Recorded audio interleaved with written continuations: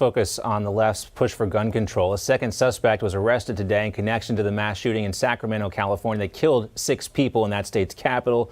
Police say this suspect is the brother of the first suspect they arrested.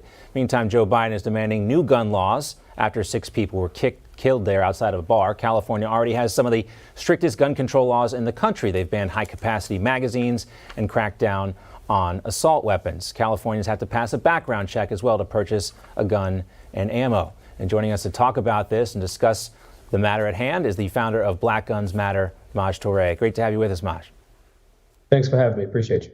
All right, so we see this time and time again. California has some of the strictest gun control laws in the country, but this still happens there. Why can't we just pass more laws and make everyone safer, Maj?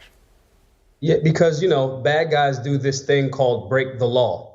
Bad guys do this simple thing that completely ignore, the rules that are at hand. And we have to stop pretending in Philadelphia where I live, our district attorney's turning away guys that do violent crimes. They'll throw the gun charge away. So if you embolden someone at an actual criminal, not a guy just hanging out in the corner, right? If you embolden criminals to shoot people and then there is no repercussions for shooting that person, of course they're going to continue to try it. So that's the reason why it's not happening. And this whole entire approach, even down to the messaging, it's 100% wrong by, the powers that be in California. Yeah, these weren't white supremacists that carried out this shooting. So, you don't hear a lot about this in the press several days after the fact. You always see the push for gun control immediately after it happens, and then it kind of dies off. Now, on the flip side, Maj, we do see a lot of states and governors and legislators pushing for constitutional carry, which eliminates kind of background checks and the need to jump through a lot of these hoops. You see that, I'm sure, as a lot of people do, as the anecdote for what we saw in California, actually making it easier for people to carry a gun and use their Second Amendment rights.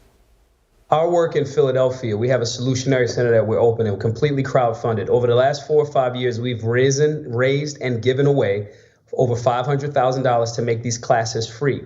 Gun licenses to carry nationally are up during that same time, as well as violent crime outside of just when leftist media presents it a different way. Violent crime has also been down. On top of that, in Philadelphia, our licenses to carry have been up 600%. Saying this to say the general public wants to have the means to defend themselves. Now, going back to what these guys are calling a mass shooting here, it's very interesting that they won't call it a drive-by and an issue between 2 rival crews, because that's exactly what it was. Right. And I think that plays into let's turn something that's obviously detrimental to those 6 folks that and the families that lost their loved ones. But at the same time, they're going to use this tragedy and this ignorance and negligence to turn it into more gun control when clearly we don't see it not working. Again, we got over 20 some odd cities, states around the country that have constitutional carry. And ironically, those states have lower violent crime. So the answers and the data is there. Leftist controlled states and cities just don't want to accept that actual data.